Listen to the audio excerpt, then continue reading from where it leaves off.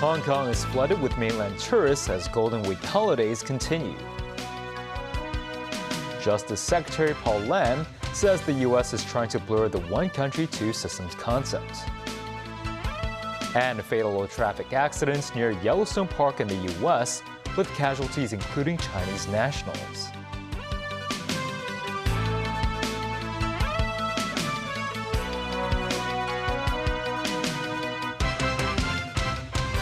Good evening and welcome to TVB News. Today marks the third day of the May 1st Golden Week holidays in the mainland. Tourists continue to make their way to Hong Kong, with close to 290,000 people entering the city as of 4 p.m. today, among which 60% consist of mainland visitors. This as mainland tourists entering Hong Kong over the first 2 days of this year's Golden Week holidays exceeded last year's figure for the same period by over 30%. Hong Kong's landmarks remain packed with visitors on the third day of the mainland's May 1st Golden Week holidays. Tourists line the streets outside the iconic Yamate police station, while vintage camera enthusiasts flock to the bustling markets of Ablue Street in Shamshui-Po. Many were seen embracing the rising trend of being photographed while posing next to the city's bus stop signs. Over on Hong Kong Island, cinephiles made their pilgrimage to the colossal Yichang building in Quarry Bay, popularly known as the Monster Building. This tourist from Hunan said he had to visit the Monster Building after seeing it in a Transformers movie. And the peak continued to see endless queues of eager visitors. Despite local staff notifying tourists that they could be queuing for at least 2 hours for the peak tram, many felt the wait was worth it. This visitor from Sichuan said she could not wait to see the view from the peak tram. While this Beijing tourist found the peak to be much more of an international landmark compared with many sites in the mainland, and wanted to experience the cultural diversity. In Central, a queue was formed for the Hong Kong observation wheel even before it began operations. Mainland tourists visiting Hong Kong during this year's May 1st Golden Week holidays already reached over 220,000 over the first day, which is a 22% increase compared with the same period last year. Day 2 recorded an even higher figure at over 260,000, a 40% growth from the year before. Scores of passengers were stuck at the Lama Chau MTR station last night after the station's QR code system broke down owing to an internet connection problem. The MTR said additional routers have been installed in the station after it contacted the internet service provider, which doubled the Wi-Fi capacity on the premises. Online footage showed large crowds flooding Lama Chau station's platforms yesterday. The chaotic situation was compounded by the lack of functioning escalators, forcing many to depart the station by walking up the stairs. This mainland tourist said the queues were far shorter over at the Futian port, but he, along with several others, were blocked by police at Lama Chau for more than an hour. The MTR explained that the station's QR code system could not work because of the facility's Wi-Fi being unable to handle the surge in passengers on Friday. In an attempt to clear the crowds, passengers were permitted to exit the station gates without paying with their cards for 45 minutes, starting at around 10 p.m. last night. Extra routers were installed in the station after the MTR contacted its internet service provider, which doubled the Wi-Fi capacity. This mainland visitor said she was initially worried after finding out about the crowd situation via mainland social media platform Xiaohongshu, but was pleased to see far fewer people in the station today. This, as some experts noted, the station's internet capacity must be increased with the help of both the installation of a Wi-Fi receiver and assistance from the internet service provider. Hong Kong Information Technology Federation Honorary President Francis Fong gave an analogy, comparing the internet traffic to that of lanes in a cross-harbor tunnel, stressing the wider the tunnel is, or if there are more lanes, the faster the internet will be. Fong further added that tourists should ensure that their own mobile network is active when using the QR code system while accessing MTR stations.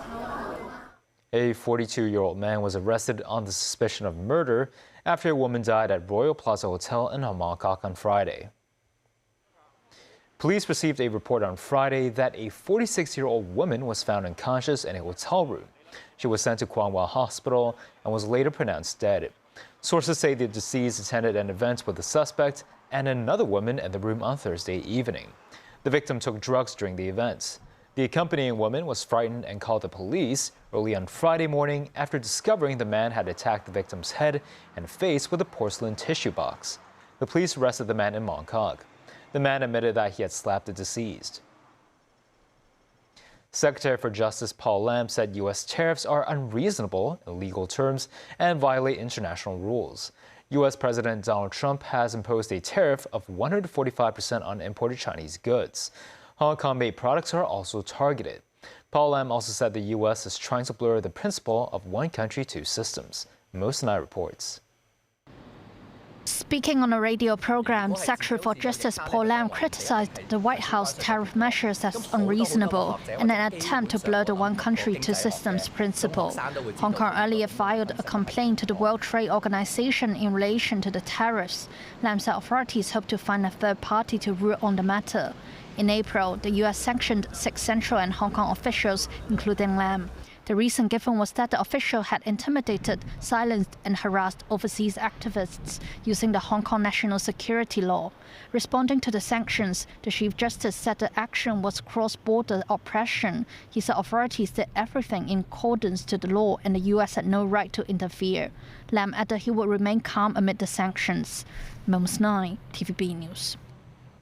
Chinese e-commerce company Temu said it has stopped selling products imported from China in the U.S. The move came after U.S. President Donald Trump on Friday ended a duty-free arrangement known as de minimis for low-value packages. Mosinai again. According to the media outlet CNBC, Temu no longer sells goods imported from China to customers in the U.S. On Temu's website, products shipped directly from China are described as out of stock. Instead, products that are displayed on the platform are delivered from U.S.-based warehouses. While Temu confirmed the changes, the company said product prices remain unchanged, adding they are actively recruiting U.S. companies to join the platform. Another Chinese e-commerce retailer, Shein, responded differently to the end of the duty-free low-value packages. They continue to sell imported Chinese goods in the U.S. but at higher prices. Shein said the product prices include the tariffs and customers will not need to pay an additional fee when receiving their parcels. With the White House ending the duty-free arrangement on Friday, parcels sent to the U.S. from China and Hong Kong worth $800 or less will now be subjected to a duty rate of 120% or a flat fee of $100. The flat fee will be raised to $200 starting from June. Meanwhile, CNBC reports that 76 shoe brands, including Nike and Adidas, sent a letter to the White House requesting exemption from Trump's so-called reciprocal tariffs. The group said many of their orders have been frozen because of the tariffs and that their stock may soon run low. Mosinai, TVB News. In the U.S., 5 Chinese citizens were reportedly killed and another 8 injured in a traffic accident in the state of Idaho near Yellowstone National Park. A total of 7 people died after a pickup truck and a van carrying tourists collided on a highway. The crash happened early morning on Thursday on U.S. Highway 20 near Henry's Lake State Park in eastern Idaho. A Dodge Ram truck was traveling west while a Mercedes van was heading east towards Yellowstone. Video from the scene showed clear weather conditions at the time. Both vehicles caught fire. The driver of the pickup and 6 people inside the Mercedes passenger van died. DNA tests were being conducted to identify the 6 others because the bodies were unrecognizable. China's Consulate General in San Francisco said that 5 Chinese citizens were killed and another 8 were injured. Still ahead, Australian Prime Minister Anthony Albanese is expected to win the federal election.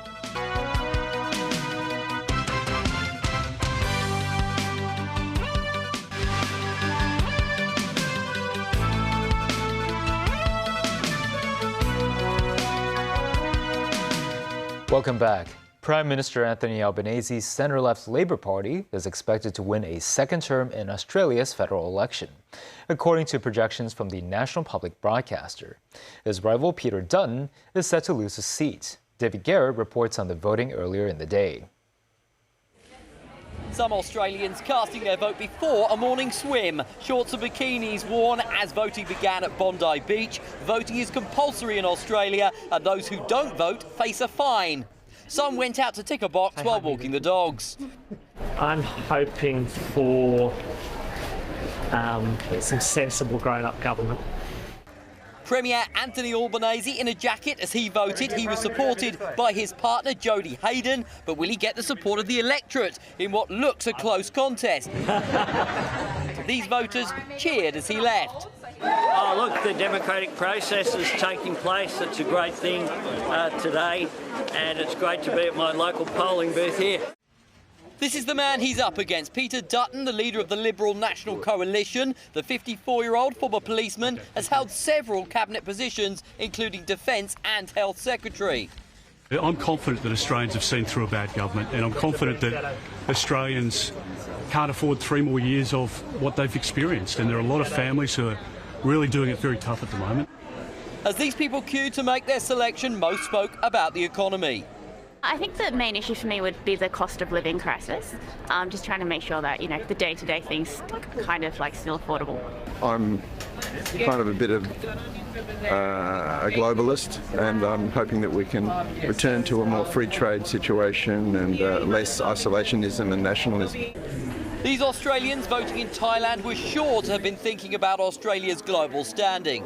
The country is grappling with potential trade tariffs from one of its key allies, America, while needing to balance that with a crucial relationship with its largest trading partner, China. Not everybody thinks the two main parties are equipped for this, so the Greens are also big players in this election. It's going to be a silent majority, so it's going to be, looks like it'll be very interesting this afternoon or tonight when they're counting. On election day, many Australians like to enjoy a democracy sausage. This barbecued snag or sausage in bread, usually topped with onions and ketchup, is an Australian polling day tradition. David Garrett, TVB News. Singaporeans have been voting in a general election. The ruling People's Action Party is widely expected to remain in power.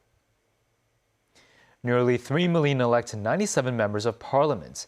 Opposition groups could make gains as they have in recent elections. It is a test of public confidence in Prime Minister Lawrence Wong, who became Prime Minister last year. 4 years ago, his PAP picked up 61% of votes. And that's the news. Thanks for watching.